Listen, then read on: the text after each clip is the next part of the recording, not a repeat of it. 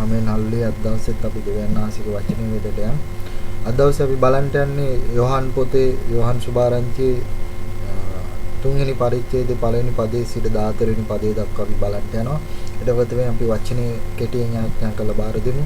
ස්වාමීන් වහන්සේගේ වචනේින්ද ස්තුතිවන්ත වෙනවා. ඔබ වහන්සේ දුන්නා හැම දෙයකින්ද ස්තුතිවන්ත වෙනවා. ස්වාමීන් වචනේ හැම කෙනෙකුටම ආශිර්වාදයක් කළ මැනව. නාසලේ යේසුස් වහන්සේගේ අතිතුම නිර්මල නාමයෙන්. අපි වචනේ බලන්න යනවා. මෙතන කියනවා මොකද්ද මෙතන කියන්නේ? නිකොදොමිස් සමග කතාව. දැන් අපි මුල් පදේ සිට අපි 14 වෙනි පදේ දක්වා නැත්නම් 15 වෙනි පදේ දක්වා අපි කියමු. යුදවරුන්ගේ ප්‍රධානියෙක් වූ නිකොදොමිස් නම් පරිසෙයෙක් සිටියේය. හෙතම රාත්‍රියේ උන්වහන්සේ ළඟට ඇවිත් රබ්බී ඔබ දෙවියන් වහන්සේ කෙරෙන් ආවා වූ ගුරුවරයෙක්යි අපි දනිමු. මක්නිසාද තමා සමග දෙවියන් වහන්සේ නැත්නම් ඔබ කරන්නා වූ මේ ආස්කම් කරන්නට කිසිවෙක් නොපුළුවන්නයි කීවේය. යේසුස් වහන්සේ උත්තර දෙමි. සැබෑවක් නුඹට කියමි. යමෙක් අලුතෙන් නූපන්නොත් ඔහුට දෙවියන් වහන්සේගේ රාජ්‍යය දකින්නට නොහැකියයි ඔහුට කීසේක. නිකොදෙමස් උන්වහන්සේට කතා කොට මිනිසෙක් මාළුව සිටේදී උපදින්නට පුළුවන් කොහොමද? දෙවෙනි වර මව් කුසට ඇතුළු උපදින්නට පුළුවන්දයි උන්වහන්සේට කීවේය. යේසුස් වහන්සේ උත්තර දෙමින් සැබෑවක් නුඹට කියමි. යමෙක් වතුරෙන්ද ආත්මයෙන්ද නූපන්නොත් ඔහුට දෙවියන් වහන්සේගේ රාජ්‍යයට ඇතුළු වන්නට බැරිය. මාංශික උපදින දේ මාංශමය, ආත්මයෙන් උපදින දේ ආත්මය. උඹලා අලුතෙන් උපදින්නට ඕන අයයි මා කීවාට පුදුම නොවෙන්න. උලඟ කැමැති තැනට ගසයි. ඒ ශබ්දේ නුඹට ඇසේ. නමුත් කොතනින් එන්නේද කියාවත් කොතනට යන්නේද කියාවත් නුඹ දන්නේ නැත. ආත්මයන්ගෙන් නිපිද සිටින සියල්ලෝ එසේමයි කීසේක. නිකොදෙමස් උත්තර දෙමින් මේ දේ වෙන්නට පුළුවන් කොහොමදයි උන්වහන්සේට කීවේය. යේසුස් වහන්සේ ඌට උත්තර දෙමින් නුඹ ඊශ්‍රායෙල් ගුරුවරයාව සිටියේදී මේ දේවල් දන්නේ නැද්ද? සැබෑවක් නුඹට කියමි. අපි දන්නා දේ කියමු, දුටු දේ සාක්ෂි දෙමු. නුඹලා අප සාක්ෂි පිළිගන්නේ නැත. මා නුඹලාට පොළොවේ දේ කී කල්ලි නුඹලා විශ්වාස නොකරනවා නම් ස්වර්ගයේ දේ කීවොත් විශ්වාස කරන්නේ කෙසේද? ස්වර්ගයෙන් බැස්සා වූ ස්වර්ගයේ සිටිනා මනුස්ස පුත්‍රයා මිස වෙන කිසිවෙක් ස්වර්ගයට නොයග්ගේය. මෝසස් කාන්තාරයේදී සර්පයා ඇසූ ලෙස මනුස්ස පුත්‍රයාද උන්වහන්සේ කෙරේ අදා ගන්නා සෑම දින සදාකාල ජීවනය ලබන පිණිසෝසුන් ලබන්නට ඕනෑයි කීසේක. දැන් අපි මේ පදේ මුලින්ම මේ ටික බලන් ඉස්සලා අපි බලමු නිකොදෙමස් කියන නමේ තේරුම තමයි. නිකොදෙමස් කියන නමේ තේරුම තමයි මිනිසුන් ජය ගන්නා කියන නම, නැත්නම් ජනතාව ජය ගන්නා කියන නමේ ඇති තේරුමක් තමයි නිකොදෙමස් කියන්නේ. ඉතින් අපි මම ඊට ඉස්සෙල්ලා මුල් පරිගත කිරීමේදී මම ඉගන්නුවා යේසුස් වහන්සේගේ අපේ සම්මත්තකම නැත්නම් අපේ දෙවියන් වහන්සේගේ තරවට ගැන අපි ඉගෙන ගත්තා. ඒ තරවට ගැන සාරාංශයක් විතරයි අපි ඉගෙන ගත්තේ. හරියට දිගට ඉගෙන ගත්තේ නැහැ. නමුත් අද දවසේ අපි යම්කිසි දෙයක් ගැන බලන්න යනවා. විවස්ථාව සම්බන්ධ කරගෙන නිකොදෙමස් කියන පුද්ගලයා කවුද, නැත්නම් ඒ කවුද, මොන ආකාරයේ චරිතයක්ද, මොකක්ද අපිට මේ ගන්න පුළුවන් දේ කියන දේ ගැන අපි බලන්න යනවා. ඉතින් මේකේදී ප්‍රධාන දෙයක් වෙන්නේ නිකොදෙමස් කියන නමේ තේරුම තමයි ජනතාව ජය ගන්නා කියන දේ. දැන් නිකොදෙමස් කියන්නේ ඒ වගේම පරිශුවරයෙක් කියලා අපි කවුරුත් දන්නවා. ඒ වගේම පරිශුවරයෙක් වගේම ඔහු ඒ කාලේ යුදෙව් සමාජය නැත්නම් යුදෙව්වරුන්ව පාලනය කළේ රෝම අධිරාජ්‍යය විසින්. මේ අධිරාජ්‍ය පාලනය කරන කාලයේදී ඒ ආගමික කටයුතු වලට රෝම අධිරාජ්‍ය අත දැම්මේ නැහැ. නමුත් මොකද වෙන්නේ? ආගමික කටයුතු සඳහා වෙනම පූජකයන් පිරිසක් එකතු වෙලා අදාගත්ත කමිටුවක් නැත්නම් අපි කියනවා ශ්‍රේෂ්ඨාධිකරණයක් නැත්නම් සෙන් හෙන්රික් කියන සභාවට තමයි මේගොල්ලන්ව මේ සභාවේ තමයි නියෝජිතෙක් වශයෙන් තමයි නිකොදෙමස් හඳුන්වන්නේ. නැත්නම් ජනතාව ජය ගන්නා නියෝජිතෙක් ඇටියට තමයි නිකොදෙමස් හඳුන්වන්නේ. මේ හඳුන්වන වෙලේදී ඒ සෙන් හෙන්රික් කියන සභාව තුළ නැත්නම් ශ්‍රේෂ්ඨාධිකරණය තුළ 70 දෙනෙක් හිටිය. ඔබ දන්නවා යේසුස් වහන්සේ ඒ ස්ථානට ගෙන ගියා විනිශ්චය කරන වෙලේදී හැමදේම ඔබ දන්නවා.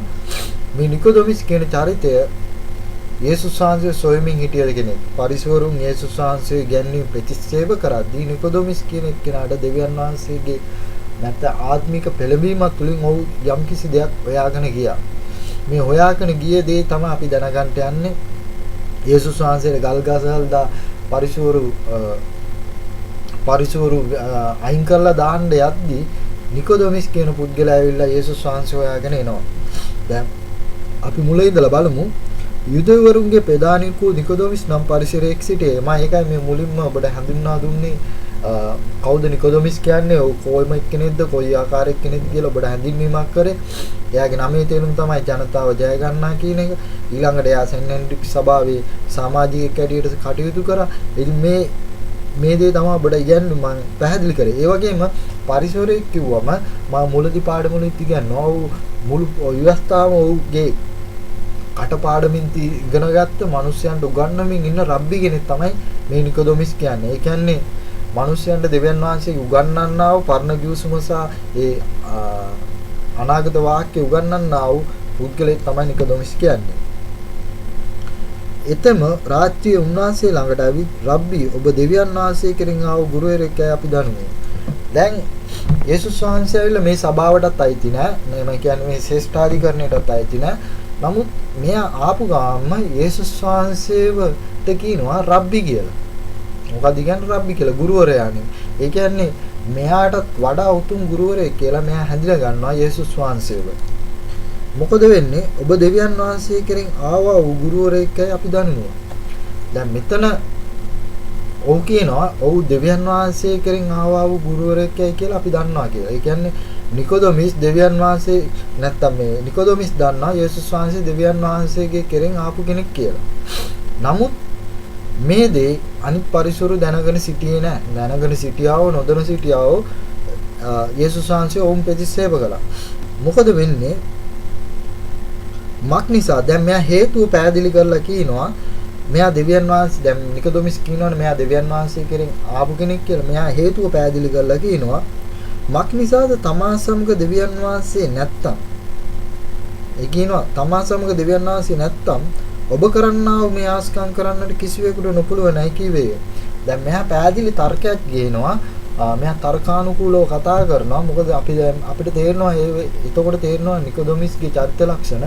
නිකොදොමිස් ඇවිල්ලා තර්කානුකූලව කතා කරන්නා වූ පරිසරයක ඇටියට. ඔව් තර්ක තුලින් තමයි ඔව් වචනේ ගෙනෙන්නේ කියන එක අපිට පැහැදිලි වෙනවා. එතකොට යේසුස් වහන්සේ ඔබට පෙනෙයි යේසුස් වහන්සේ ඊට පස්සේ මේ නිකොදොමිස්ගේ තර්කානුකූල භාවය කරන කොටගෙන ඒ අනුව තර්කානුකූලව ආත්මික තර්කානුකූලව යේසුස් වහන්සේත් උත්තර දෙනවා. අපිට පෙනෙයි මේ මොකද්ද මේ පැහැදිලි මම කියන්න යන්නේ කියලා.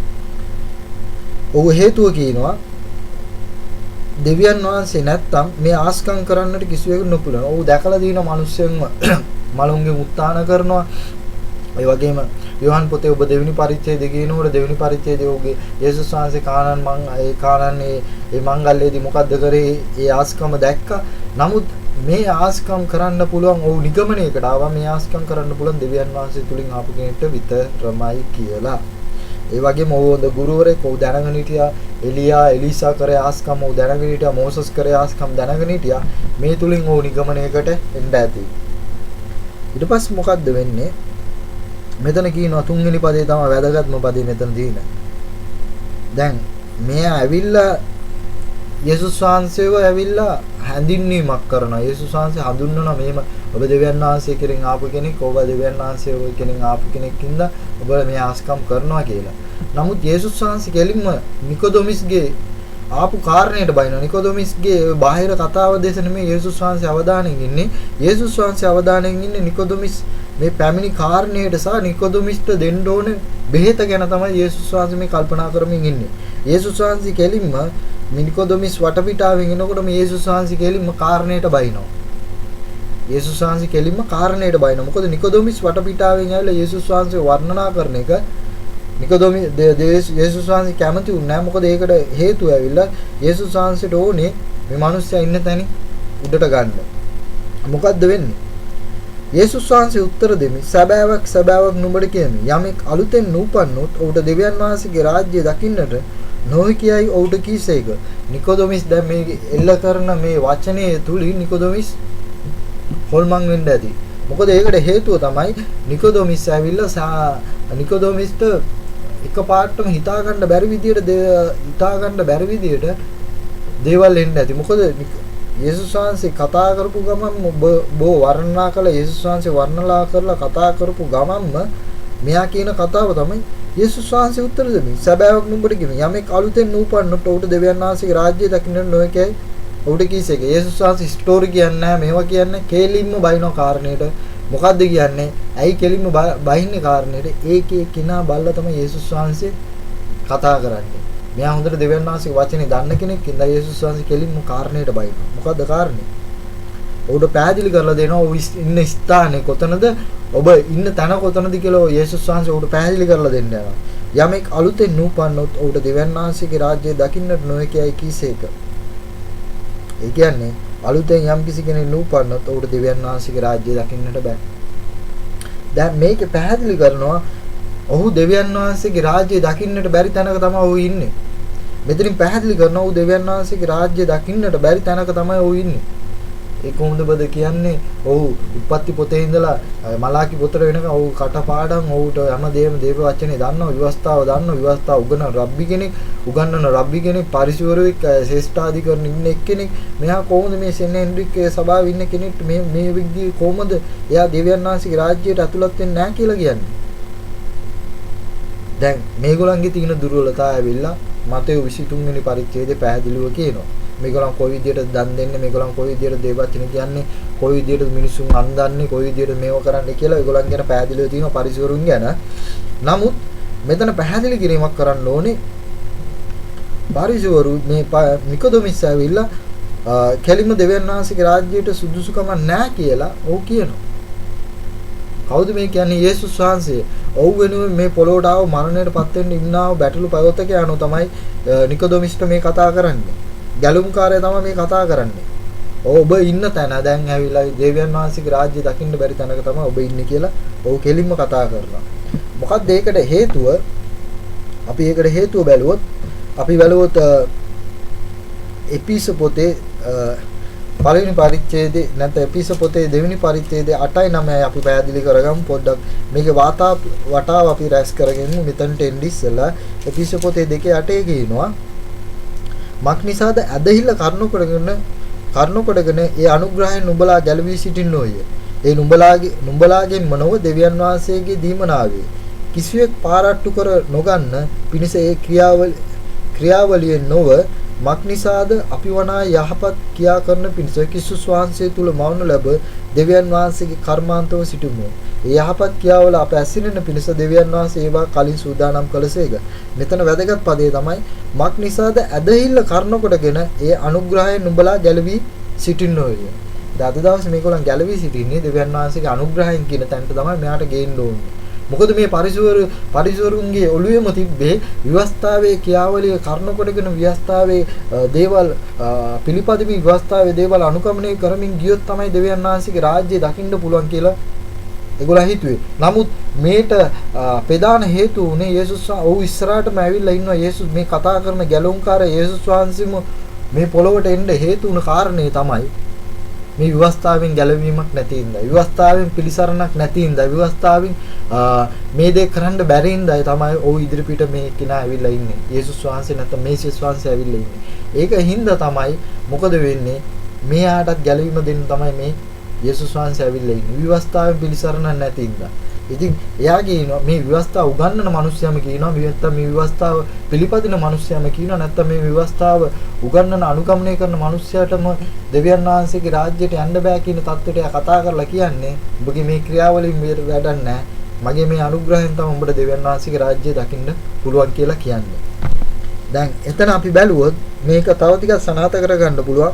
ගලාති 2:15 අපි බැලුවොත් මොකක්ද කියන්නේ එතන? අපි බලමු. තවද අන්‍ය ජාතිකයන් පෞකාර දැන් 2:15 ගලාති පොතේ විවස්ථාවේ අසම්පූර්ණකම. තවද අන්‍ය ජාතිකයන් පෞකාරයන් නොව ස්වභාවයෙන්ම යුදවරු වන අපි යේසුස් ක්‍රිස්තුස් වහන්සේ කෙරෙහි ඇදහිල්ල කරනකොටගෙන මිස විවස්ථාවේ ක්‍රියාව කරනකොටගෙන මිනිස්සෙක් ධර්මිෂ්ඨ කරනු නොලබන බව දැන විවස්ථාවේ ක්‍රියාවලිය නොව ක්‍රිස්තුස් වහන්සේ කෙරෙහි ඇදහිල්ල කරනකොටගෙන ධර්මිෂ්ඨකම් කරනු ලබන පිණිස ක්‍රිස්තුස් වහන්සේ කෙරෙහි අදහ ගතිමුව මක්නිසාද විවස්ථාවේ ක්‍රියාවලියෙන් කවර මිනිසෙක් වත් ධර්මිෂ්ඨකම් කරනු නොලබයි.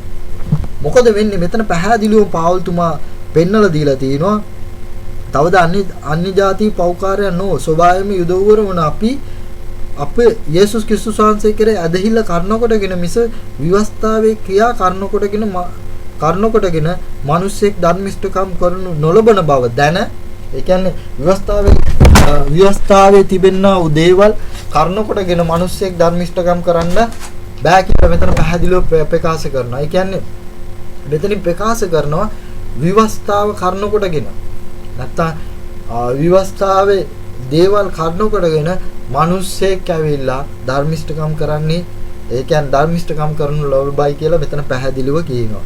මොකද්ද කියන්නේ? ක්‍රිස්තුස් වහන්සේ කෙරෙහි අදහිල්ල කරනකොටගෙන ධර්මිෂ්ඨකම් කරනු ලබන පිණිස ක්‍රිස්තුස් වහන්සේ කෙරෙහි අදහ ගති නුව මක්නිසාද විවස්ථා ක්‍රියාවලිය කවර මිනිසෙක්වත් ධර්මිෂ්ඨකම් කරනු නොලබයි. දැන් මේ දේම තමයි පැහැදිලි කරමින් ඉන්නේ යේසුස් වහන්සේ නිකොදෙමස්ට. මේ තුන්වෙනි වචනේ ගැඹුරුතාවය ඒකයි. යේසුස් වහන්සේ පැහැදිලිව කියන ඔබ දෙවියන් වහන්සේගේ රාජ්‍යයට සුදුස්සෙක් නෙමෙයි. ඔබ දෙවියන් වහන්සේගේ රාජ්‍ය දකින්න ඕන නම් මොකක්ද කියන්නේ? යේසුස් යමෙක් අලුතෙන් උපන්නොත් දෙවියන් වහන්සේගේ රාජ්‍ය දකින්න බෑ. ඒ කියන්නේ ඔව් සැබෑම යේසුස් පසුතැවිලලා බෞතිස්ම ලැබලා දෙවියන් වහන්සේගේ රාජ්‍ය දකින්න දෙවියන් වහන්සේගේ ඒ ක්‍රියාවලිය අනුගමනය කරන්න වෙනවා. ඒකයි යෝහාන් බෞතිස්ම වේලාසනෙන් ඇවිල්ලා කිව්වේ. පසුතැවිලියලා දෙවියන් වහන්සේගේ රාජ්‍ය ළඟයි කියලා මාක් පොතේ. දැන් මෙතන පැහැදිලිව කියනවා ක්‍රිස්තුස් වහන්සේ කෙරේ අදහ ගනිමු. මක් නිසා විවස්ථා ක්‍රියාවලින් කවර මිනිසෙක්වත් ධර්මිෂ්ඨ කරනු නොලබයි. මෙතන කිසිම කෙනෙක් ධර්මිෂ්ඨකම් කරනු ලබන්නේ නැහැ විවස්ථාවේ ක්‍රියාවලියෙන්.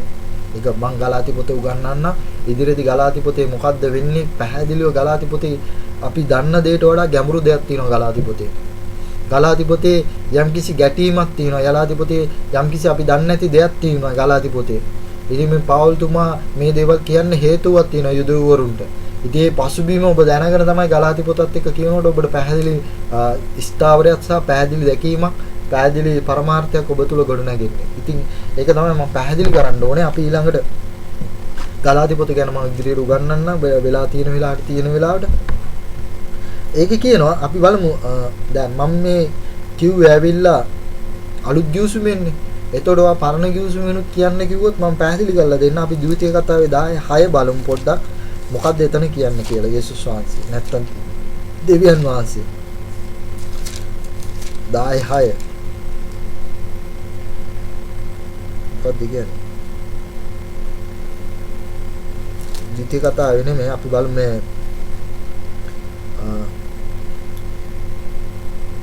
එසකියල් පොතේ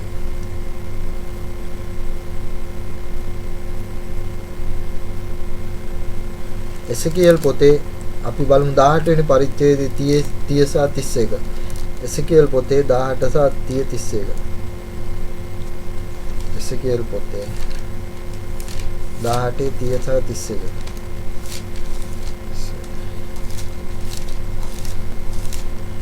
එසකියල් පොතේ 18 30 සහ 31. හරි.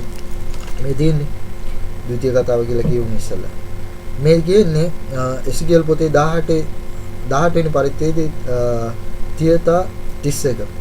එබැවින් එම්බා ඊශ්‍රායල් වංශයේ මම නුඹලා එක එක තම තමාගේ මාර්ග වලට හැටියට විනිශ්චය කරන්නේ මේ.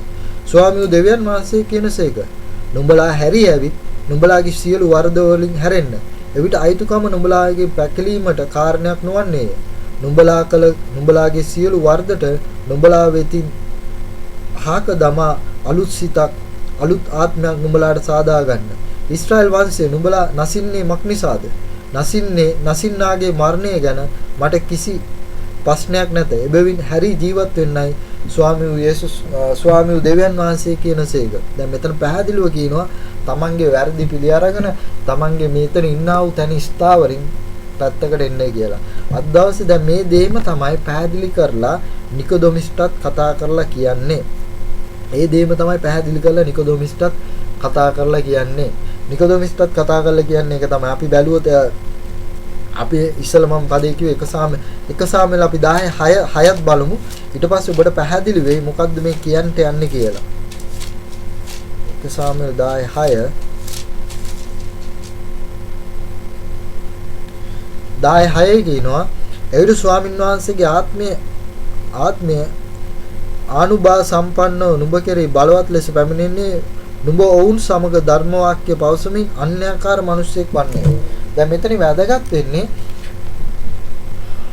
පරිසරය කොයි වෙලේ සමාජයේ අන්‍යාකාර මිනිසෙක් ඇටියට තමයි මිනිස්සු දැක්කේ. ඔව් පඬිතෙක්, ඔව් ගුරුවරයෙක්, ඔව් මේ වගේ ඉන්න කෙනෙක් කියලා.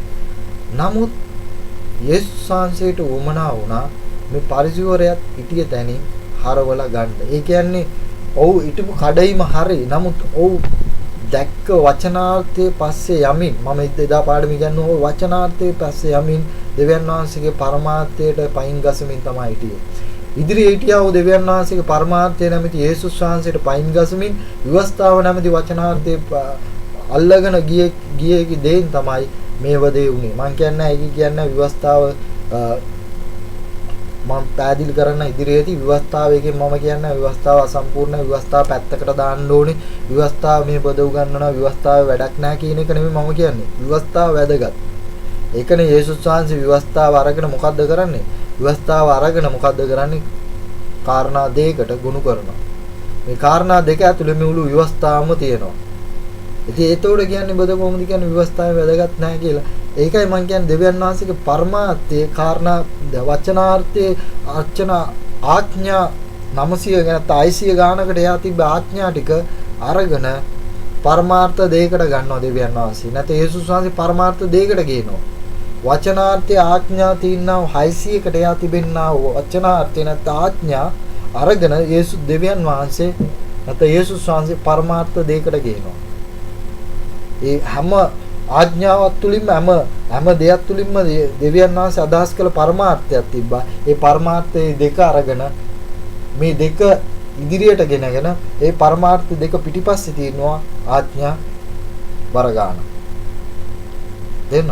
ඒකයි කියන්නේ මම කියන්නේ දැන් පොසත් තරුණය ඔබ දන්න පොසත් තරුණය කතා පොසත් තරුණය මුණ ගැසුණු වෙලේදී හැමදේම කරනවා කිව්වා. නමුත් යේසුස් වහන්සේ ඔහුගේ සිත දැකලා යේසුස් වහන්සේ මොනවද කිව්වේ පොසත් තරුණයාට? ඔබ කවුරුත් දන්න කතාවක්. මොකද්ද කිව්වේ? කෙලින්ම කිව්වා ඔබගේ තියෙනා හැමදේම දීලා දෙවියන් වහන්සේ විතර එන්න කියලා. ඔබගේ හැමදේම දීලා බෙදා දීලා එන්න කියලා. එයා ඒකට කැමති වුණේ නැහැ. කලස්සල් වෙලා ගෙදර ගියා. ඒකෙන් කියන්නේ එයා විවස්ථාවේ තියෙන මොන ආඥාවද කඩ කරේ? අපිට පෙන්නන්න මොන ආඥාවද කඩ කරේ කියලා අපි කියනවා. අපි විවස්ථාවේ ආඥා බැලුවොත් 20 වෙනි පරිච්ඡේදයේ නික්මා 20 වෙනි පරිච්ඡේදයේ තියෙනවා ඔබට කියන්න පුළුවන් මේ පළවෙනි දෙවෙනි පදයේ කියනවා මම වනායි වාල්කමේ ගෙයින් එන මිශ්‍ර දේශේ නුඹ පිටට ගිනාව නුඹේ දෙව් ස්වාමින් වහන්සේ මා හැර අන් දෙවිවරු ඇතුව නොසිටුව කැපූ රූපයක් උඩ ආසීවක්වත් පාත පොළොවේවත් පොළොවේ යටවක්වත් පොළොවේ තිබෙන කිසිම දෙයකට සමානයක්වත් සාදා නොකර ඊට නමස්කාර නොකර සේවය නොකර මක්නිය නුඹේ දෙව් ස්වාමින් වහන්සේ වුණ මම අන්නේ භක්තිය නොසින්නාව මට වෛර වෙන්නා වූ තුන්වෙනි පරම්පරාවට මේ දිගට කියනවා. දැන් මෙතන පැහැදිලිවම දෙවියන් වහන්සේට දෙන්නා වූ පළවෙනි ස්ථානය තමයි මෙයා මොකද්ද කරේ මිස් කරගත්තේ. ඒ කියන්නේ මේ හැම දෙයක් පිටුපස්සෙම මෙයා ගියාගෙන හිටියා. නමුත් දෙවියන් වහන්සේට ඒ ස්ථානය නොදී හිටියා. ඒක දිග කතාවේ ගැඹුරුයි. මම පැහැදිලිව ඒ ගැන උගන්වන්න මේ සාරාංශයක් ඇටියට තමයි මේ දේ කිව්වේ. මොකද දෙවියන් වහන්සේට දෙන්න ඕන තැන එයා දෙමින් නෙමෙයි හිටියේ. ඒ හින්දා මොකද්ද එයාගේ පළවෙනි දෙවියන් වහන්සේ පළවෙනි තැනට වෙනුවට එයාගේ දෙවියන් වහන්සේ නෙමෙයි පළවෙනි තැන උනේ.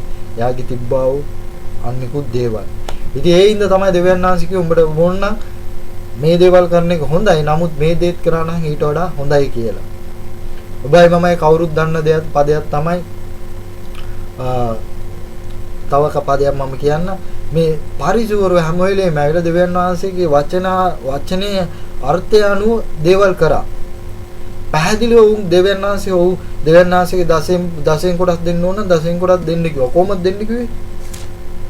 මතේ 23:3 ඔවුන් හරි විදියට දෙවියන් වහන්සේගේ වචනේ අනුගමනය කරමින් හිටිය කට්ටිය. මතේ 23:23 බැලුවොත් මොකද්ද කියන්නේ? මතේ 23:23 එතන කියනවා ලියන්නේ පරිසරයෙන් වංචාකාරී නුඹලාට දුක් වේ.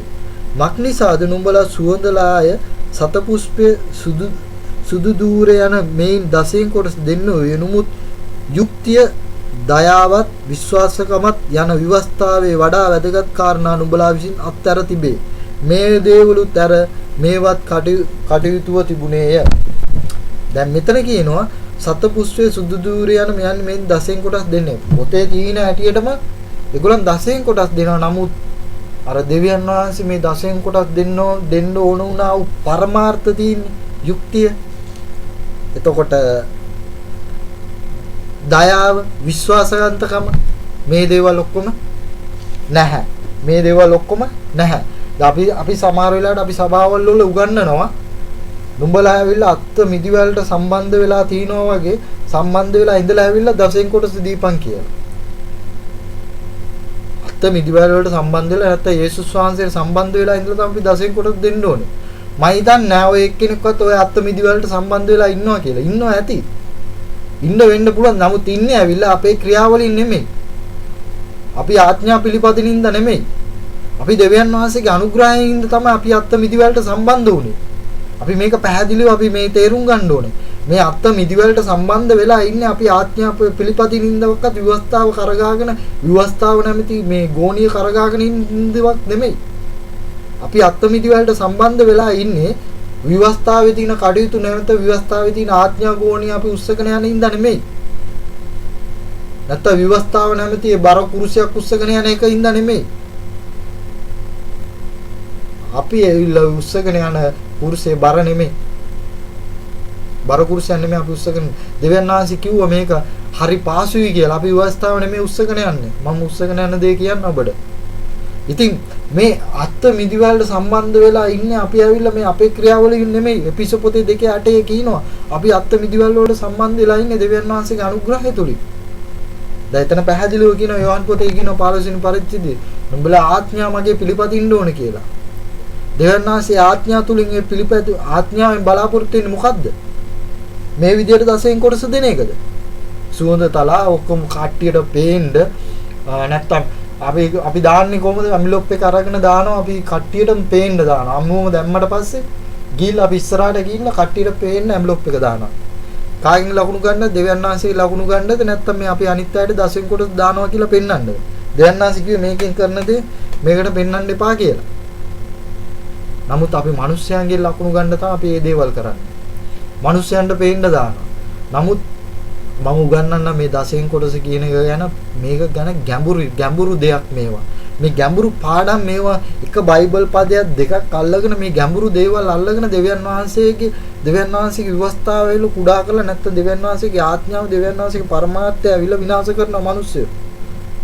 නමුත් නැවතත් ඒ ගල් යුගයට ගෙනියන්න යනවා. නැවතත් ඒ විවස්ථාව යුගයට ගෙනියන්න යනවා. නැවතත් ඔවුද දාසකමේ ආත්මයට ගෙනියන්න යනවා.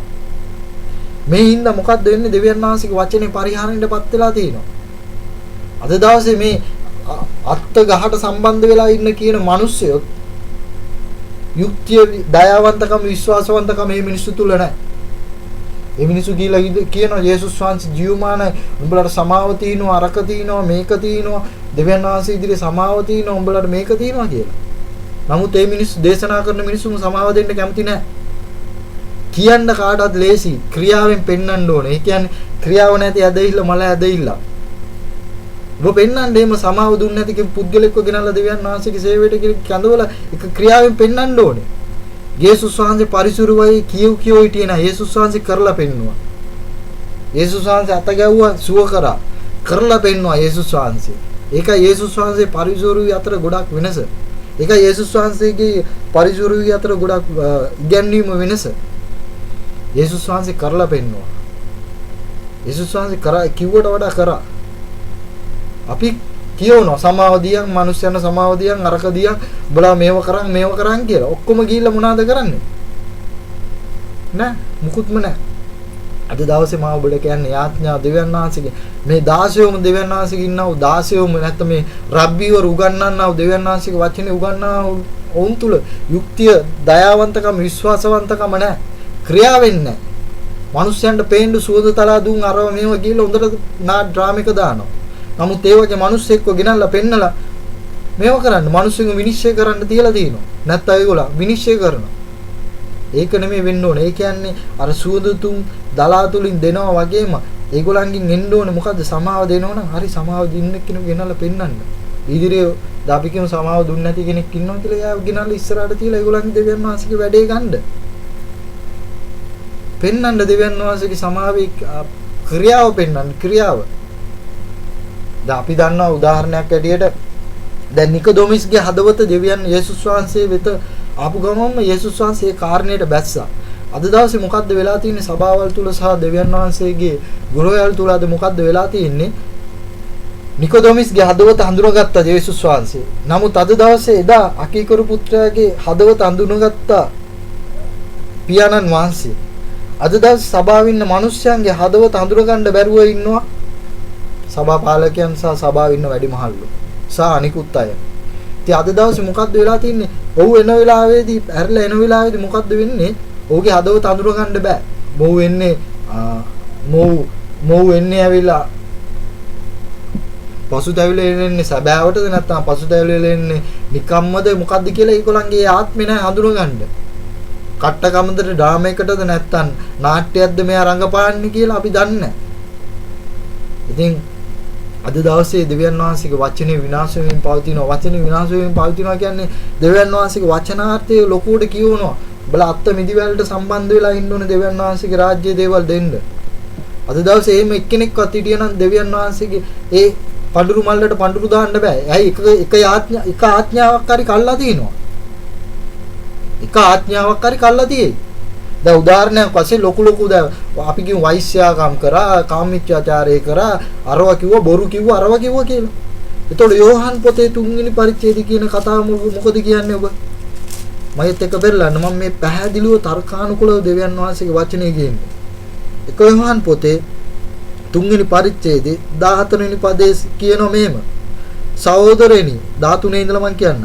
ලෝකයා නුඹලාට වෛර කරන්නේ නම් මවිත නොවෙන්න. අප සහෝදරයන්ට ප්‍රේම කරන බැවින් අප මරණයේ ජීවිතයට පැමිණ සිටින බව අපි දනිමු. ප්‍රේම නොකරන තැනැත්තා මරණේ පවතින්නේය.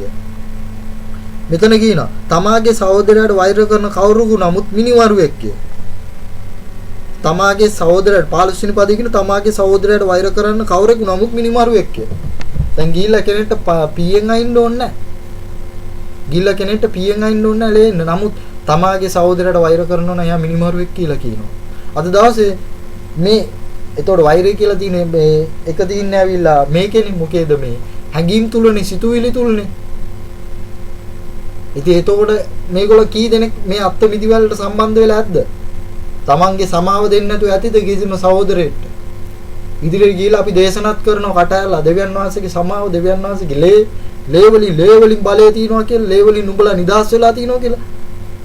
ඉදිරියට ගෙනල්ලා පෙන්නන්න ඕනේ දෙවියන් වහන්සේගේ මිනිස්සු නිදහස් වෙලා තිනවා. ඔව් සේවය කරනවා. ඔව් දෙවියන් වහන්සේගේ රාජ්‍ය වැඩේ කරනවා. ඒ ක්‍රියාව තුලින් පෙන්වන්න ඕනේ. යේසුස් වහන්සේ ක්‍රියාව තුලින් පෙන්වුවා ගෝලයන්ව. පරිසවරු එක්කෙනෙක්වත් පෙන්වුවේ නැහැ. නමුත් පාවුල් තුමත් ඊට පස්සේ පෙන්වන්න ගත්තා. මොවුන් දෙවියන් වහන්සේගේ රාජ්‍යයේ ලේ වලින් නිදහස තියනවා කියලා පෙන්වන්න ගත්තා. ගෝලෙ එන්න වැඩි වුණා. නිදහස් වුණා. ඒ පෞකාර මිනිස්යන්ව ගෙනාවා. නැවත යේසුස් වහන්සේ හැරගිය පේතුරුස් නැවත ගෙනාවා. පසුදැවිලි ආපු විල ගෙනාවා. මේ වගේ තමන් පෙන්වන්න ඕනේ දෙවියන් වහන්සේගේ රාජ්‍යයේ බලේ ක්‍රියාවෙන් පෙන්වන්න ඕනේ. බයිලකගා ඉන්න පුළුවන් අපිට කෑගගා ඉන්න පුළුවන්. ඒක නෙමෙයි වැඩේ තියෙන්නේ. අද දවසේ මේ කාලය තුල දෙවියන් වහන්සේගේ රාජ්‍යයේ වර්ධනය සහ දෙවියන් වහන්සේගේ වචනය තුල අපි ශක්තිමත් වෙලා ඉන්න ඕනේ. තව ඉගැන්වීමක් තමයි අපි කියන්නේ ඇවිල්ලා තව දෙයක් කියනවා අපි. මොකක්ද කියන්නේ? යේසුස් වහන්සේ ඇවිල්ලා අපිට තිබෙනා වූ මොකක්ද කියන්නේ අපිට තිබෙනා දැන් මම මේ යෝහන් පොතේ නිකොදෙමස් ගැන තමයි මේ කතා කරගෙන ඉන්නේ. මේ පරිසුරුන්ගේ தත්ත්වය මම කතා කරන්නේ මේ. ඔවුන්ගේ තිබ්බා වූ ඒ වචනාර්ථය තුල තිතියා වූ අර්ථය මම කතා කරන්නේ. ඔවුන් පරමාර්ථය තුල නැති එක ගැන කතා කරන්නේ. අපි කියනවා යේසුස් වහන්සේ අපිට තියෙන්න ඕනේ සියලුම මොකක්ද කියන්නේ ගලාති 5 වෙනි පරිච්ඡේදය කියනවා 22 කියනවා මොකද්ද ප්‍රේමය කරුණාවන්තකම මේ තිබෙනා වූ ආත්මික ඵල 9 තියෙන්න ඕනේ කියලා. නමුත් මේ ඵල තුල යේසුස් වහන්සේ හිටියා. යේසුස් වහන්සේවත් මිනිස්සු එපා කරා. මේකේ ආත්මික තේරුමක් තියෙනවා මේ ඵලවල. මේ ඵලවල ආත්මික තේරුමක් තියෙනවා. මේ ආත්මික තේරුම තමයි. දැන් උදාහරණයකට යේසුස් වහන්සේ හිටියා කියලා, ඵල තුල හිටියා කියලා යේසුස් වහන්සේ කකුල තියෙන හැමතැනම මිනිස්සු ගැලවෙන්න පටන් ගත්තේ නෑනේ. යේසුස් වහන්සේ ප්‍රතික්ෂේප කළත් මේ ඵල නමේ ප්‍රතික්ෂේප කළත් කී දෙනෙක් හැරලා ගියාද? කී දෙනෙක් යේසුස් වහන්සේ ප්‍රතික්ෂේප කරාද? යේසුස් වහන්සේ ඒ ආඥා 600ම නැත්තම් පිළිපදින්න උත්සාහ කර පරිශුවරු පවා යේසුස් වහන්සේව ප්‍රතික්ෂේප කරලා ගියා. ඒ ඵල ප්‍රතික්ෂේප කරමින් ගියා. ඒකයි කියන්නේ අයිතුකම, විශ්වාසවන්තකම, දයාවන්තකම නැත්නම් යුක්තිය. නුඹලා මේ ගැන හිතන්නේ නැහැ. මේවත් කරලා උඹලා ඇවිල්ලා සුවද දුම් සදතලා ඔය 10න් කොටස් දැම්මනම් කොච්චර යහපත්ද කියලා කියන්නේ. දෙන්නා. ඒකින්ද මම කියන්නේ මේ දේවල් පෙන්වලා දෙන්න තමයි යේසුස් වහන්සේ මේ තුන්වෙනි පදේ උමනා වුනේ. ඒ කියන්නේ යේසුස් වහන්සේ ආත්මික ඵලවල හිටියා කියලා ඇවිල්ලා මේ ආත්මික ඵල කියන්නේ ආත්මික දෙයක් මම පැහැදිලිව කතා කරන්න මේ ආත්මික ඵල ගැන. මේ ආත්මික ඵලවල හිටියා කියලා මිනිස්සු ගැලවෙන්න පටන් භාගයක් මිනිස්සු ගැලවුණා. සමහර මිනිස්සු යේසුස් වහන්සේ ප්‍රතික්ෂේප කරා මේ ආත්මික ඵල වලට ගල් ගැව්වා. මේ ආත්මික ඵලයේ ගිහිල්ලා කුරුසේ එල්ලුවා. යේසුස් වහන්සේ කියන්නේ කිසි වරදක් නොකර මිනිස්සෙක්. යේසුස් වහන්සේ කියන්නේ සීල දෙවියන් වහන්සේගේ දෙවියන් වහන්සේ. ඒ කියන්නේ යේසුස් වහන්සේ දෙවියන් වහන්සේ. මනුස්ස ආකාරයෙන් බැලුව 100% මිනිස්සෙක්. දේවත්වයෙන් බැලුව 100% දෙවියන් වහන්සේ. මේ ආත්මික ඵල ටිකක් ගෙනලා මම හඳුන්වන්නේ යේසුස් වහන්සේගේ ශරීරයේ ආත්මික ඵල නමය හැටියට. ප්‍රේමය තුලින් උපරිම හිටියා. යුක්තිය තුලින් කරුණාවන්තකම 100%ක් හිටියා. නමුත් ඔව්වත් ප්‍රතික්ෂේප කරා මිනිස්සු. අද දවසේ අපිට කියනවා මොකද්ද කියන්නේ? සබාව තුළ අපි ආහන දෙයක් තමයි, දකින්න දෙයක් තමයි මොකද්ද? උඹලාට මේ ආත්මික ඵලේ නැහැ, ප්‍රේමේ නැහැ, මේක නැහැ, අරක නැහැ. නමුත් මේ අපි මේකේ දෙපැත්තක් තියෙනවා. මේකේ දෙපැත්ත තමයි ආත්මිකවල ඵලවල හිටියම සමහර මිනිස්සු ගැලවෙන, සමහර මිනිස්සු වෛර කරනවා. මේක බයිබලයේ කියන එක යෝහන් පොතේ 3 වෙනි පරිච්ඡේදයේ පළවෙනි පදේ කියන නුඹලාට වෛර වෙනවාට නුඹලා තැකිලෙන්න එපා කියලා. මොකද්ද කියන්නේ? ඒක පැහැදිලිව කියනවා එතන. යේසුස් වහන්සේ පැහැදිලිව 70 දෙනාව ඇවිල්ලා පිට කරලා යන වෙලේදී යේසුස් වහන්සේ කතාව පැහැදිලිව කියනවා. සහෝදරනි, ලෝකයා නුඹලාට වෛර කරනවා නම් මවිත නොවෙන්න. මේ ආත්මික ඵල තීද්දිත් ඇවිල්ලා වෛර කරනවා. ආත්මික ඵල තීද්දිත් ඇවිල්ලා පාවුල්තුමාව ගිහිල්ලා ගැව්වා දණු කඳේ. පාවුල්තුමාව ගිහිල්ලා ගැව්වා වේවල් පාර. පාවුල්තුමාට ගැව්වා. පාවුල්තුමාට නිර්වත්‍ර කරා. පාවුල්තුමාට මොනවද කරේ නැත්තේ? ගිහලා බලන්න කොරින්ති පොතේ 6 වෙනි පරිච්ඡේදේ. ආත්මික ඵල තීද්දිත් ඉතින් මේකේ දෙපැත්තක් තියෙනවා. අපි දෙපැත්ත ගැන කතා කරන්න ඕන. අපි එක පැත්තක් ගැන කතා කරන්න නරකයි. අද දවසේ ඔබට ආත්මික ඵල තීද්දිත් මේ දේවල් වෙන්න පුළුවන්. සමහර වෙලාවට ආත්මික ඵල තීද්දි තමයි අර යාකොබ්ව මැරුවේ. ආත්මික ඵල තීද්දි තමයි යේසුස් වහන්සේ කුරුසයට ගිහිල්ලා මේක දැම්මේ. ආත්මික ඵල තිබ්බා කියලා ඌ නිදහස් වෙන්නේ නැහැ. මේ ලෝකෙට ආපු කාරණයක් තියෙනවා යේසුස් වහන්සේ. මේ ලෝකෙට ගෙනාවු කාරණයක් තියෙනවා. ඒ කාරණේ අපි තුලින් ඉෂ්ට වෙන්න ඕනේ. හැමදේම යහපත දැන් අපි උගන්වන්න අරගෙන තියෙන හැමදේම දෙවියන් වහන්සේගේ ආශිර්වාද. මම දෙවියන් වහන්සේට ස්තුතිවන්ත වෙනවා. දෙවියන් වහන්සේ හොඳ වෙලාවට දැන් මේ පිස පොතේ පළවෙනි පරිච්ඡේදයේ මේ දෙවියන් වහන්සේගේ ආශිර්වාද ආත්මික ආශිර්වාද කියලා. අපිට තියෙන ආත්මික ආශිර්වාද කියලා. දෙවියන් වහන්සේගේ පරමාර්ථය ගැන කෙලින්ම කතා කරගෙන ඉන්න මම ස්තුතිවන්ත වෙනවා. ලෞකික දේ ගැන කතා කරන්නේ නැතුව. ඉතින් මේක තේරුම් ගන්න ඕන. අපි හිතන්නේ අර අපේ බෞද්ධ ආගමෙන් ආපු මනසින්, අපි හිතන්නේ අපේ අර Hindu ආගමෙන් ආපු මනසින්, අපි හිතන්නේ අපේ අර ක්‍රිස්තියානි කැතලික්කයෙන් ආපු මනසින්, අපි හිතන ප්‍රීතියෙන් ඉන්න ඕනේ කිව්වොත් ප්‍රීතියෙන් ඉන්න ඕනේ මෙහෙම. ඉනාවි ඉන්න ඕනේ කියලා. අපි හිතන්නේ යේසුස් වහන්සේ කුරුසේ ඔසවගෙන යනකොට ප්‍රීතියෙන් නෙමෙයි හිටියේ. සමාදානෙන් නෙමෙයි හිටියේ. ප්‍රේමයෙන් නෙමෙයි හිටියේ. නම් පෙවුනේ කොහමද? ඒකයි කියන්නේ. ඌට අන ගන්නකොට ඌ ඇවිල්ලා ප්‍රේම කරේ නැද්ද? සමාදානෙන් නෙමෙයි හිටියේ. උදාහරණයක් මම කියන්නම්. සමාදානය කිව්වම දෙවියන් වහන්සේගේ සමාදානය කිව්වම ඇවිල්ලා සමාදානය තමයි අර දිය භෝගාලා වැක්කිරෙන දියල්ලක් ළඟ විශාල කූඩුවක් තනාගෙන ඒ ළඟ ගහක් උඩ ඉන්නව කුරුල්ලෙක් වහින වෙලේක එතන ගහ උඩ ඉඳගෙන ඉන්න කුරුල්ලෙක්ට සමානයි. සද්ද එනවා, වැස්ස එනවා, බාධා එනවා, කුණාට එනවා. නමුත් ඇවිල්ලා ඌ සමාදානෙන් ඒ ස්ථානය තුල මොකද්ද කරන්නේ? ඒ කුරුල්ල ඇවිල්ලා සින්දුවක් කියන්නේ නැත්නම් ගීතයක් ගායනා කරගෙන හිටියලු. කතාවක් මම පොඩි කතාවක් කියන්නේ. ගීතයක් ගායනා කරන් හිටියලු. එතකොට ඌට ඒ තිබ්බ බාධා, ඒ කුරුල්ලට තිබ්බ බාධා, සද්දය, වර්ෂාව, ඒ හැමදේම ඌ නොතක ඇවිල්ලා ඔහුගේ ප්‍රීතිය රඳාපවතගෙන හිටියා. ඒක තමයි කියන්නේ බයිබලයේ ඒකයි කියන්නේ ජල එන්න යනවා. ජල මැදින් නුඹ යනවා. ගිනි මැදින් නුඹ යනවා. නමුත් නුඹට කිසි විපතක් වෙන්නේ නැහැ. ඒකින් කියන්නේ ජල මැදින් ඉන්නේ මේ ඒ සමාදානය නැති වෙනවා කියලා. සමාදානය ඒව තුල තමයි තියාගන්න ඕනේ. ඒතකොට තමයි රත්තරන් වගේ උපමට්ටම් වෙලා එන්නේ. අපි මේ මූල ධර්ම ඉගෙනීම අපි මේ වලින් අයින් වෙන්න ඕනේ. බයිබලයේ තිබෙන යථාර්ථය ගැන කතා කරන්න ඕනේ. දැන් සමහර විට මේව යථාර්ථය ගැන කතා කරනකොට සමහර දේවදාසයන්ට කේන්තියයි. අවුලක් නැහැ. යථාර්ථය ගැන සත්‍ය කවදා හරි ජය ගන්නවා. සත්‍ය කවදාවත් නිදන් කරලා තියන්න බෑ. සත්‍ය කවදාවත් නිදන් කරලා තියන්න බෑ. අද දවසේ ඒකයි ලංකාවේ ගොඩක් බාධා හින්දා හේතුව මොකද මේ සත්‍ය අරියාකාරව කතා කරන්නේ නැහැ. මිනිස්යන්ව දේවයන් වහන්සේගේ සභාව වලට ගෙන්න ගන්න ඕනාවට ආශිර්වාද. නුඹලාගේ පඩියක් දීවා නුඹලා ආශිර්වාද ලබනවා. නුඹලාගේ මේක මුළු දෙවියන් වහන්සේගේ රාජ්‍යයට වපුරපයි. ඒකට නුඹලාට හොල්ල ගෝනිත් එක්ක හම්බෙන්නේ කියන්නේ. වැරදි. අපි දෙවියන් වහන්සේට යම් කිසි දෙයක් දෙනවා නම්, දෙවියන් වහන්සේගේ රාජ්‍යයට යම් කිසි දෙයක් වපුරනවා නම්, ඒක අපි හොර රාශියක කරන්න ඕන. අනික දෙවියන් වහන්සේ අපිට පුළුවන් විදිය අපි පුළුවන් ආකාරය කරන්න ඕනේ. එදා වැන්දපු ස්ත්‍රිය මොකද්ද කරේ? එයාගේ අතේ තිබ්බ එකම දේ එයා දුන්නා. දෙවියන් වහන්සේ ඒක ආශිර්වාද කරා. දෙවියන් වහන්සේ ඒක මේව කරා. නැත්නම් දෙවියන් වහන්සේ ආශිර්වාද කරන ඉඳම දෙන්න එපා. ඔබගේ හදවතේ සිතුවිල්ල දකින්න දෙවියන් වහන්සේ. දෙවියන් වහන්සේ මට දුන්නත් එකයි නැතත් එකයි මට මේ දේ දුන්නේ දෙවියන් වහන්සේ. ඒ හින්දා මම දෙනවා.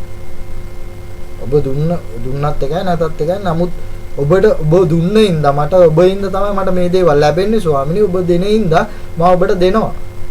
ඔබ වහන්සේ මට දෙන මේ දෙයින් මම ඔබට දෙනවා. මොකද මේක දෙවියන් වහන්සේ කියලා බැංකුවකට දාගන්න නැහැ. දෙවියන් වහන්සේ මේ දේවල් වලින් මොකද කරන්නේ? අන්‍යයන්ට ආශිර්වාද කරනවා. ඉතින් මොකද්ද කියන්නේ? ඔබ වහන්සේගේ දේවල් ස්වාමීනි, ඔබ වහන්සින්ද මට මේ දේවල් ලැබුණේ. මම ඔබට දෙනවා මේ දේවල්. ඒක අපි ආයෝජනයක් විදියට දාන්න නරක. අපි තියෙන අර මගඩි අදහස් මේකින් මොකද කියන්නේ? අපි ආයෝජනයක් කරලා 10ක් දුන්නොත් 20ක් බලාපොරොත්තු වෙනවා. 30ක් දුන්නොත් 50ක් බලාපොරොත්තු වෙනවා. 60ක් දානවා 12ක් බලාපොරොත්තු වෙලා. ඩිරම් 500ක් දානවා මොකද්ද වෙන්නේ? ඩිරම් 5000ක ණයක් පියවන්න බලාගෙන සීට්ටුවක් වගේ අපි නිකන් දෙවියන් වහන්සේට දාන සල්ලි වැරදි. ඉගැන්වීම වැරදි. පරමාර්ථය වැරදි. දාන කොලේ නෝට්ටුව නෙමෙයි බලන්නේ. දාන හැංගීම බලන්නේ. කින්ද අපි යන් මේ ආකාරයෙන් තමයි මේ හැංගීම ගැන තමයි අර පරිශූරුන්ට කතා කරේ. මොකද මතේ 23 මේ මට්ටමේ තමයි පරිශූරු හිටියේ. ඒක තමයි මම ඔබට පැහැදිලි කරලා උගන්වන්න ගියේ. ඉතින් ඒ වගේ කාරණාවලදී මම එක දේවල් එක විදියට පැහැදිලි කරලා දෙන්න. මොකද්ද මේ කාරණා, මොකද්ද මේ කාරණාව කියලා. සමහර දේවල් වලට මේවා කියනකොට කට්ටියට දිරවන්න නැති වෙන්න පුළුවන්. නමුත් නොකිය ඉන්න බෑ. දෙවියන් වහන්සේගේ රාජ්‍ය වචනේ පැහැදිලිව කෙලින් කතා කරන්න. බය වෙන්න එපා කාටවත්. දෙවියන් වහන්සේ වචනේ ඔබට දුන්න වචනේ ඔබ නිදාස් කරේ දෙවියන් වහන්සේ. ඔබ නිදාස් කර වෙන කවුරුත් නෙමෙයි. යේසුස් වහන්සේ ඔබ මිලේ ගෙව්වේ. යේසුස් වහන්සේ කීකරු වෙලා මේ දේවල් පැහැදිලිව කතා කරා නම්, වචනේ වෙනුවෙන් කතා කරා නම්, ගලාති පොත ලියන්නත් හේතුනේ මේ කාරණා හින්දායි. පාවුල්තුමාද මේ ගලාති පොත ලිව්වේ නැත්නම් ලොකු විනාශයක් බවට පත් වෙනවා අද දවසේ මේ ගැන්වීම තුල. අද දවසේ මම කතා කරන්නේ හැම පැත්තකම බයිබලයේ හරවලා හැම පැත්තටම හරවලා කතා කරලා ඝට්ටණය කරලා ගන්න දෙවියන් වහන්සේගේ පරමාර්ථය. හරිද? එතනින් කියනවා අපි මොකද්ද කතා කරන්නේ ඊළඟට. ගොඩක් අපි තුන්වෙනි පදේ හිටියේ. අපි බලමු දැන් ඔබට පැහැදිලි කියලා හිතෙනවා.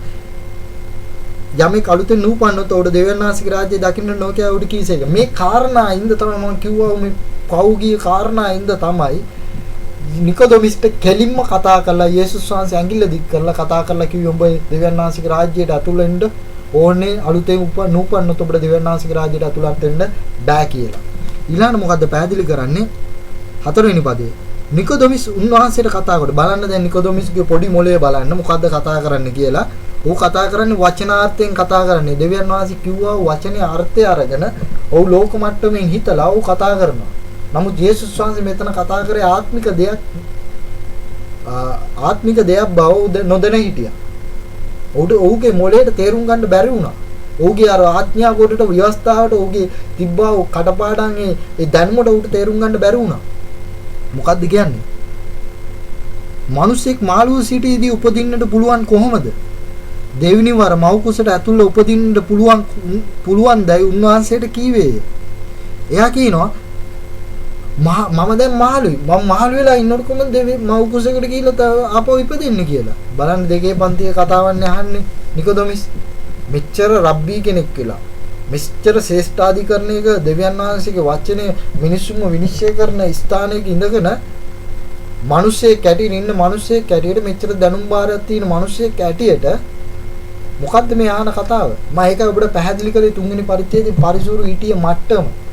ඔව් දුන්නේ සූදතලා දෙනවා. නමුත් ඔහුගේ යුක්තිය සාධාරණකම දයාවන්තකම නැහැ. ඔහු ආත්මික දේ ගැන හිතුවේ නැහැ. ඒකයි මම පැහැදිලි කරලා කිව්වේ මෙතන. දැන් මොකද්ද කියන්නේ? දෙවෙනි වර මව් කුසට උන්වහන්සේලා ඇතුල් වෙන්නේ කොහොමදයි කිව්වේ?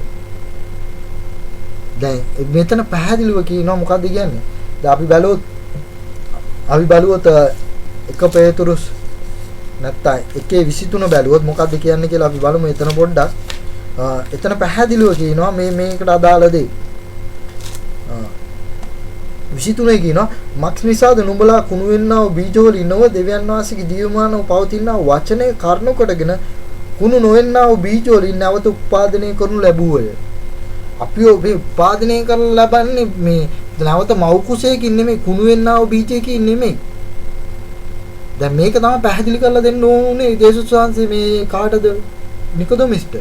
නැවත මව් කුසයට යන්න ඕනේ නැවත මේ කුණු වෙන්නා වූ ශරීරය ඇතුළට යන්න ඕනේ ඉපදෙන්න. ඒක ඉපදීමේ කාරණාව මොකක්ද කියන්නේ? ජීවමානව පවතිනා වූ වචනේ කර්ණ කොටගෙන කුණු නොවෙන්නා වූ බීජ වලින් නැවත උත්පාදනය කරනවා. දෙවියන් වහන්සේගේ වචනේ නැමැති මේ කුණු වෙන්නා වූ කුණු නොවෙන්නා වූ විනාශ නොවෙන්නා වූ වචනයෙන් තමයි මේ ජීවනය ලැබෙන්නේ කියන එක උත්පාදනය වෙන්නේ කියන එක තේරුම් කරන්න දෙන්න තමයි යේසුස් වහන්සේට උමනා වුණේ. නමුත් නිකොදෙමිස් කියනවා නැවත මම අර කුණු වෙන්නා වූ බීජයකට යන්න ඕනේ. මොකද්ද?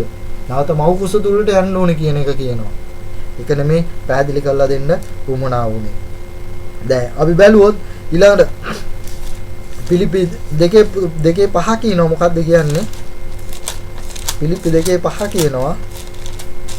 පොඩ්ඩක් බලමු මේකත් අපි බලලා දෙවියන් වහන්සේගේ වචනයට යමු. පිලිපි 2:5 කියන්නේ මොකද්ද?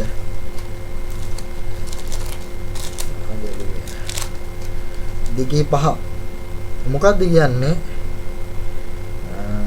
මෙතන කියනවා උන්වහන්සේ විසින් ප්‍රේමවන්තයාණන් වහන්සේ තුලට අප නොමිලේ දුන්නා වූ තමන් වහන්සේ කරුණාවේ මහිමේ ප්‍රශංසාව සඳහාය.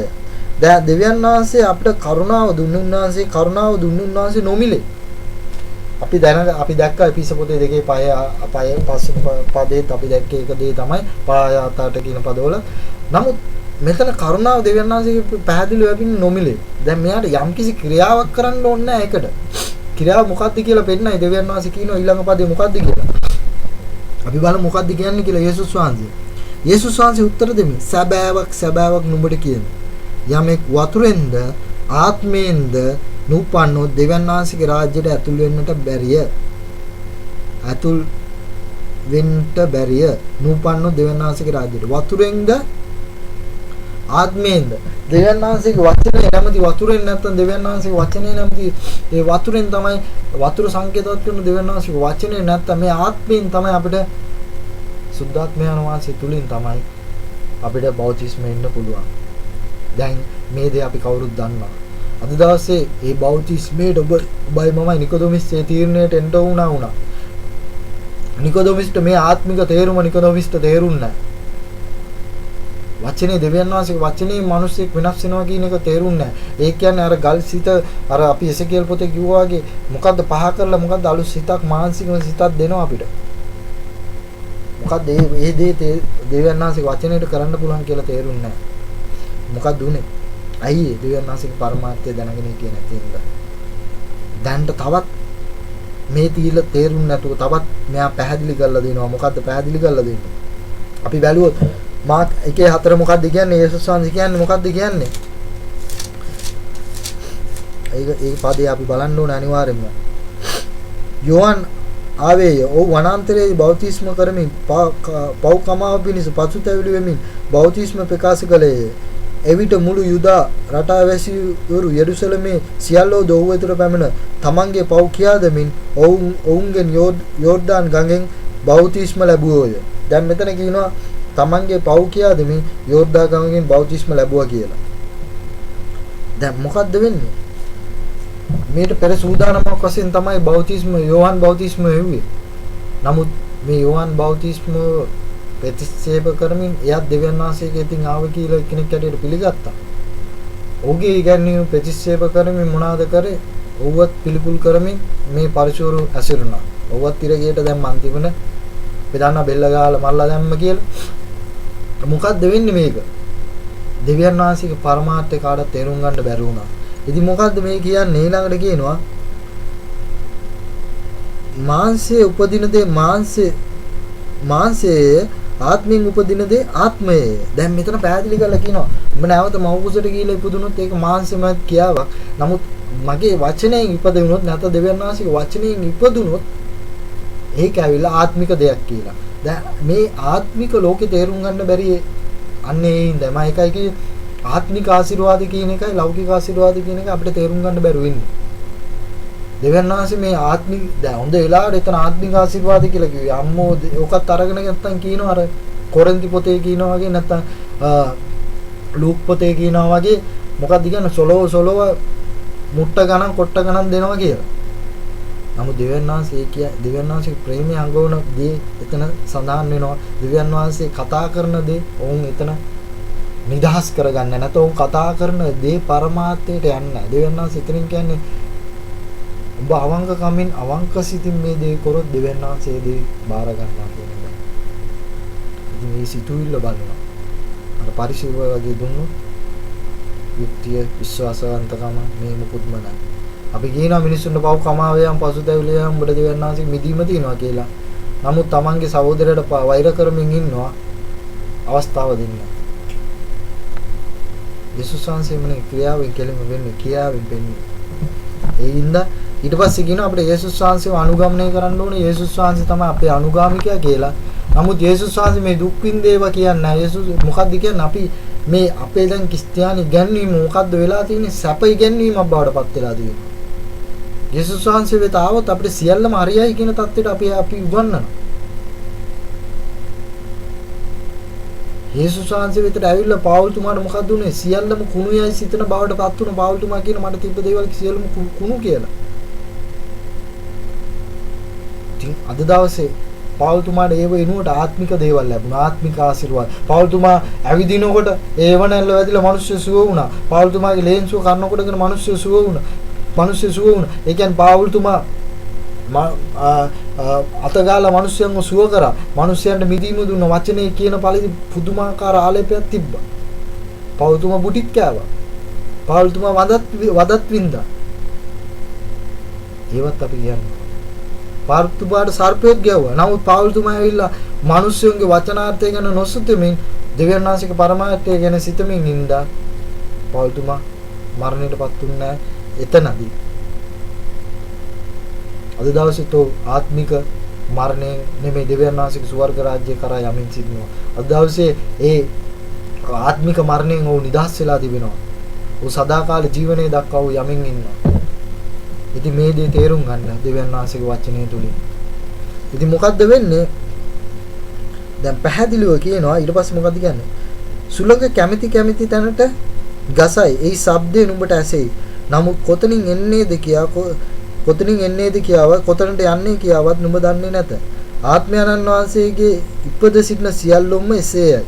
දැන් මෙතන පැහැදිලිව සඳහන් කරනවා සුළඟ කොහෙන්ද එන්නේ කියලා ඔබට දැනෙන්නේ නැහැ. නමුත් හැංගෙනවා. හැංගීම එනවා. ඒක පේන්නේ දැනෙනවා. නමුත් මොකද්ද කියන්නේ? මෙතන පැහැදිලිව අපි මේ පදේ අපි බලන්න ඕනේ. සුළඟ කැමැතිට ගසයි ඒ ශබ්දය නුඹට ඇසෙයි. නමුත් කොතනින් එන්නේද කියාවත් කොතනට යන්නේ කියවත් නුඹ දන්නේ නැහැ. ඒ ගමන් මාර්ගේ කොයින්ද පටන් ගන්න ඉවර වෙන්නේ කොයින්ද කියලා ඔබ දන්නේ නැහැ. නමුත් ඔබට දැනෙනවා ඒ දේ. අද දවසේ යේසුස් වහන්සේ පිළිගත් පුද්ගලයා දෙවියන් වහන්සේ නිදාස් කර පුද්ගලයාව දෙවියන් වහන්සේට ඒ දේ දැනෙනවා. නමුත් කොතනට යන්නේද කියලා කොතනට එන්නේද කියලා ඒ දේ ආත්මික වශයෙන් උ තේරුම් ගන්න ඕනේ. අද දවසේ අපි දන්නවා කොතනට යන්නේද කොතනට දෙන්නේ කියලා. නමුත් නිකොදොමිස් දැනගෙන හිටියේ නෑ කොතනට යන්නේ කොතනට දෙන්නේ කියලා. අපි දන්නවා අද දවසේ අල්ෆා ඔමේගා උන්වහන්සේ කියලා. අපි දන්නවා අද දවසේ අපේ පටන් ගැනීම සහ අවසානයේ උන්වහන්සේ කියලා. අපි දන්නවා අද දවසේ අපේ සියලු දේ වෙන්නේ යේසුස් වහන්සේ තුල කියලා. අද දවසේ අපි දන්නවා අපි යන්නේ කොතනටද කියලා. ඉතින් මේ දේ නිකොදොමිස් දැනගෙන හිටියන නිකොදොමිස් හරියට මාර්ගයක් තුල විශාල මාර්ගය තුල පටු මාර්ගය නෙමෙයි විශාල මාර්ගය තුල විවස්ථාව කරගාමි විවස්ථාව නැමැති මුට්ටේ කරගාමි විවස්ථාව නැමැති දේ කරගාමි පටු මාව නැත්නම් විශාල මාවතේ තුල අතරමං වෙච්ච පුද්ගලයෙක්. නැවත යේසුස් වහන්සේට මුණා වුණේ පටු මාර්ගයට ගේන්න පරමාර්ථය දෙකත් එක්ක. ඒ ආඥාව තියෙන්නේ පරමාර්ථ දෙකක් තුල සමාඩ වෙන තමයි ගැසල්වැසියාට ප්‍රේම කරන්න දෙවි ස්වාමීන් වහන්සේට ප්‍රේම කරන්න කියන මේ ආඥා දෙක තුල කියන එක පැහැදිලිව යේසුස් වහන්සේ කියපු ඉඳයි. මමයි මාර්ගය මමයි සත්‍යය කියන ඉඳලා කියපු ඉඳයි. අද දවසේ ඊට පස්සේ පැහැදිලිව කියනවා නිකොදොමිස් උත්තර දෙමි. මේ දේ වෙන්නට පුළුවන් කොහොමදයි උන්වහන්සේට කියවේ. අන්න දැන් මොලේ පෑදීගෙන එනවා. දැන් නිකොදොමිස් ප්‍රශ්න කරනවා දෙවියන් වහන්සේ මේ දේවල් කොහොමද වෙන්නේ? යේසුස් වහන්සේ උට උත්තර දෙන්නේ. උඹ ඊශ්‍රායල් ගුරුවරයෙක් සිටියේදී මේ දේවල් දන්නේ නැද්ද?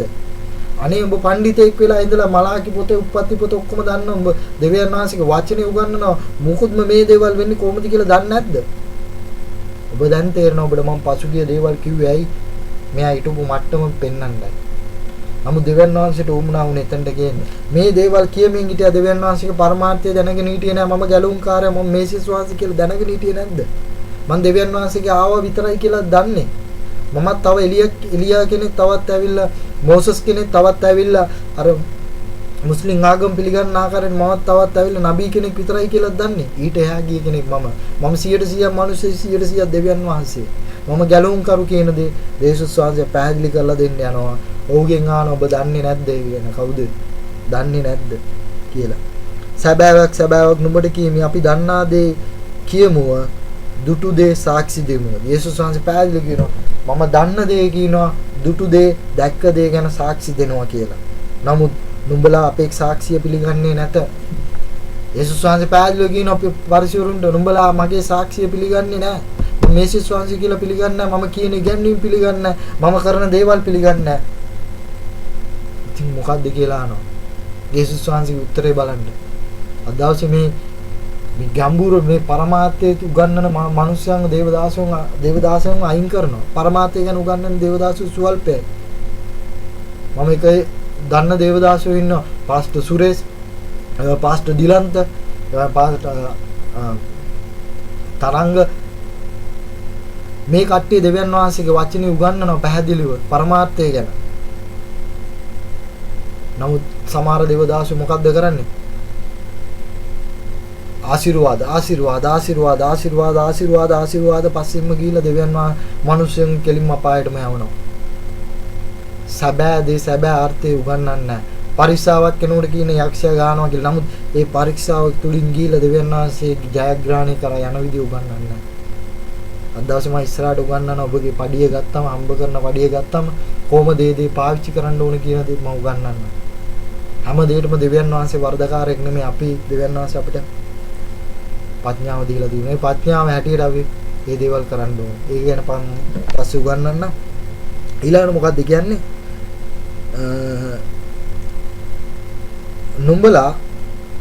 නුඹලාට පොළවේ දේ කී කල්ලි නුඹලා විශ්වාස නොකරනවා නම් ස්වර්ගික දේ ගැන කිව්වොත් විශ්වාස කරන්නේ කෙසේද? මේ පොළවේ තියෙන දෙයක් ගැන කතා කරලා හුළඟ ගැන කතා කරලා නුඹලාට ඒක තේරෙන්නේ නැත්නම් මම ස්වර්ගික දේ ගැන කතා කරුත් නුඹලාට කොහොමද තේරෙන්නේ කියලා අහනවා. අද දවස් හිතා ගන්න පුළුවන් පරිසෝරිටිය තත්ත්වෙක කොතනද කියලා. දෙවියන් වහන්සේගේ වචනය තේරුම් ගන්න බැරි තැනක හිටියා. දෙවියන් වහන්සේගේ ජීවන වචනය දෙමුවත් කඩුව තේරුම් ගන්න බැරි තැනක හිටියා. ඒකයි අද දවස් උනේ. ඊළඟට කියනවා ස්වර්ගයෙන් බැස්සා වූ ස්වර්ගයේ සිටින්නා වූ මනුස්ස පුත්‍රයා මිස වෙන කිසිවෙක් ස්වර්ගයට නොවත්ගේය. බයිබලයේ එතන කියනවා ස්වර්ගයෙන් බැස්සා වූ ස්වර්ගයේ සිටින්නා වූ මනුස්ස පුත්‍රයා මිස වෙන කිසිවෙක් ස්වර්ගය ගැන දන්නේ නැහැ කියලා. මේ පොතේ ඔබට පතකද බයිබල් පදයක් තියෙනවා. ඊට උපදේශ 34 මොකක්ද කියන්නේ? අපි බලමු මේක දෙවියන් වහන්සේගේ වචනයෙන් අපි සනාථ කරගන්න ඕනේ.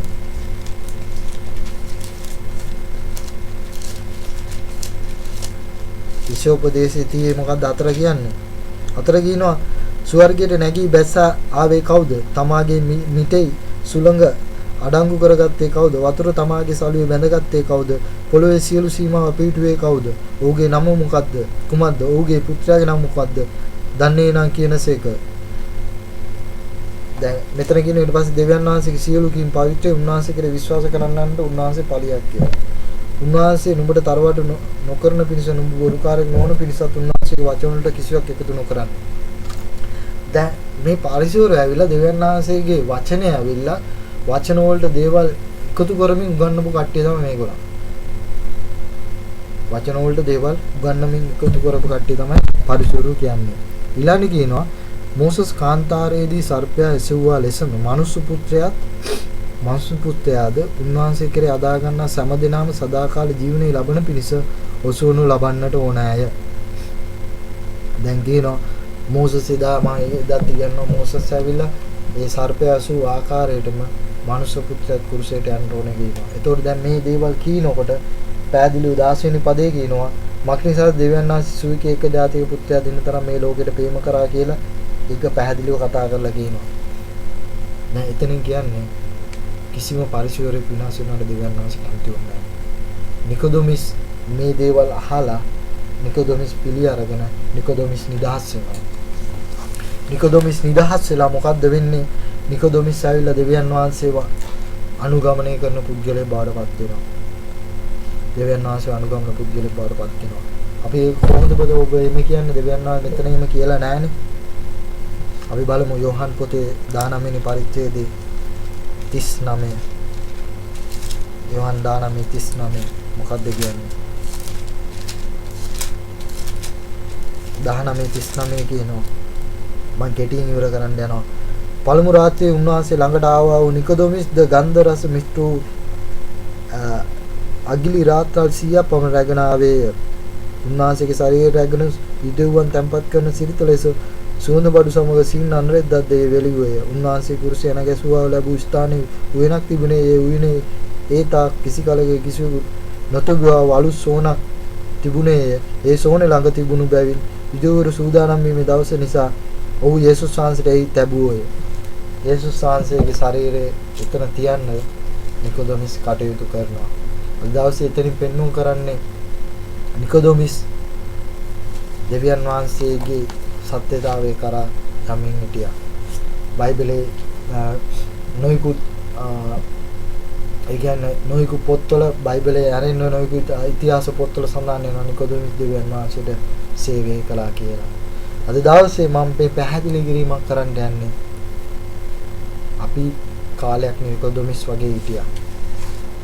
මේ නිකොදෙමිස් වගේ හිටියට දවසක් දෙවියන් වහන්සේ අපිව ගැලවුවා. දැන්ටත් අපි නිකොදොමිස් වගේ ඉන්න ඕනේ. නිකොදොමිස්ගේ තේරුම තමයි මිනිසුන් ජය ගන්න නැත්නම් ජනතාව ජය ගන්නවා කියන දේ. ඔහු එතෙක් කාලයක් ඔහුගේ නමේ තේරුම හැටියට ඔහු ජීවත් වුණේ නැහැ. නමුත් මේ යේසුස් වහන්සේ මුණ ගැසීලා ඔහු කතා කරන වෙලේදී ඔහුගේ මනස හැමදේම වොෂින් මැෂින් එකක් වගේ බ්‍රේන් කරලා අයින් කරලා දානවා. ඔහුට අනුග්‍රහය වචනේ දෙමින් දෙවියන් වහන්සේ කතා කරලා මනුෂ්‍ය වෙනස් වුණා. අද දවසේ මම ඔබලත් කියන්නේ දෙවියන් වහන්සේගේ ආත්මික ඵල කියලා අපි ආත්මික ඵලවල හිටපු ඵලියටම මිනිස්සෙක් ගැලවෙන්නේ නැහැ. නමුත් මේකත් අහන්න.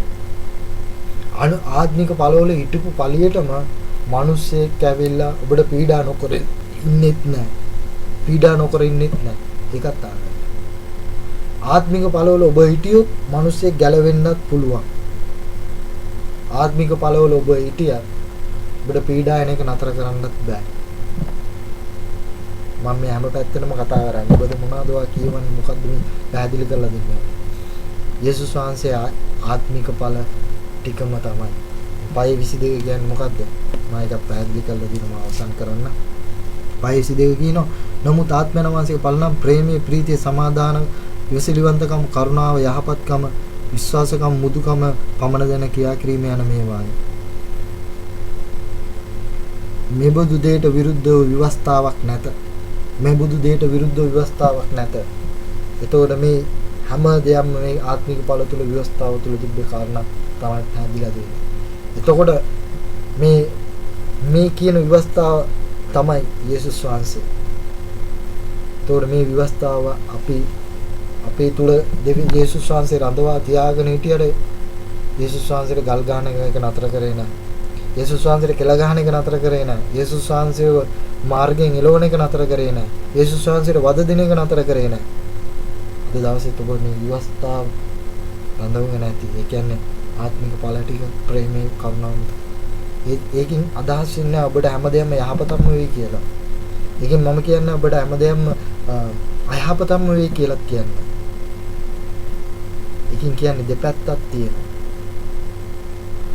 ඔබ විවස්ථාව ඒ කියන්නේ දෙවියන් වහන්සේගේ වචනය තුල ඒ කියන්නේ මේ ඵලට තුල ඉන්නකම් ඔබට ඒ අත්මෙදිවලේ පය සම්බන්ධ වෙලා ඉන්නකම් ඔබට ඒ ඉන්නවා කිව්වම ඔබට ඔබ උඩින් යන්නේ නැහැ පොළොවේ. ඔබ යටින් තමයි යන්න ඕනේ. ඔබ ගිනි මැදින් තමයි යන්න ඕනේ. ඔබ ජල මැදින් තමයි යන්න ඕනේ. නමුත් මේ සම්බන්ධතාවය කඩා ගන්න නරකයි.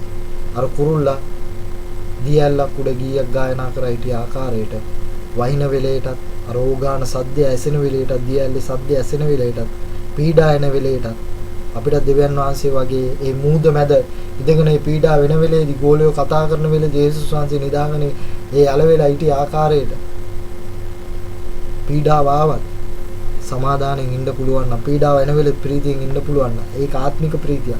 දෙවියන් වහන්සේ මට ගැළවීම දෙනවා කියන අර්ථය ඇතිව ඉන්නවනම් අරගොල්ලන් 3 දිනක් හිටියා. වුන් ගිහිල්ලා මොනවද කරේ? දානියෙල් පොතේ කියන ආකාරයට. සද්දෙම ඒගොල්ලන්ව ගිහිල්ලා මොනවද කරේ? කිනිවිලට දැම්මා. නමුත් වුන් හිටියා දෙවියන් වහන්සේ මාව බේරගත්තා නේද? මම දෙවියන් වහන්සේට විතරයි নমස්කාර කරන්න කියලා. අද දවසේ ඒ ආකාරයට පීඩාවේ මැද දෙවියන් වහන්සේ දිහා බලනවා. ඔබට ආත්මික ඵල තිබ්බ කියලා දෙවියන් පීඩාවෙන් නැතු ඉන්නේ නැහැ. ඒක ඉගෙම උගන්වනවා නම් බොරුවක්. ඔබට ආත්මික ඵල තිබ්බ කියලා දෙවියන් වහන්සේගේ කරදර එනවාත් කියලා ඉගන්වන එකක් බොරුවක්. ඒ කියන්නේ දෙකම දෙපැත්තෙන්ම තියෙනවා. දෙකම වෙන්න පුළුවන්. නමුත් මේ දෙත් තියෙන්නේ. මං කියන දේ හරියට ගන්න. දෙවියන් වහන්සේගේ ආත්මික ඵලවල ඔබ ඉන්න ඕනේ. නමුත් ඒ හිටියා කියලා කවුරු කියනවනම් පීඩා වෙන්නේ නැහැ. ඔබ ආශිර්වාදම ලබනවා. ඔබ යහපත් ජීවිතයක් ලබනවා කියලා. ඒක හරිය ආශිර්වාද ලබනවා. නමුත් ආත්මික ආශිර්වාද. මොකක්ද ආත්මික ආශිර්වාද? ඔබට ස්වර්ගයේ ස්ථානයක් තිබෙනවා. ඔබ දෙවියන් වහන්සේ ළඟට යනවා. ඔබ මැරුණත් දෙවියන් වහන්සේ ළඟට යනවා. ඒ හින්දා අද දවසේ මම කියන්නේ කැමතියි. දෙවියන් වහන්සේ ළඟට යන ඒ දේ පටු මාර්ගයේ තෝරා ගන්න. නිකදොමි සිටියේ පළල් මාර්ගයේ ඔව අරගෙන කෙටි මාර්ගයේ තිබ්බ. අද දවසේ ඒ දේ ඔබ පිළිගන්න. මම යේසුස් වහන්සේට ස්තුතිවන්ත වෙනවා. අද දවසේ බාර කරන මේ වචනයට එරෙහිව තිබෙන සීල බාධා ඉවත් කරනවා යේසුස්. අද දවසේ ඔබ වහන්සේගේ නාමය තුලින් මේ දේ බාර කරන්නේ නාසරේ යේසුස් අතිතුම් වූ නාමයෙන්. ආමේන්. ආමේන්.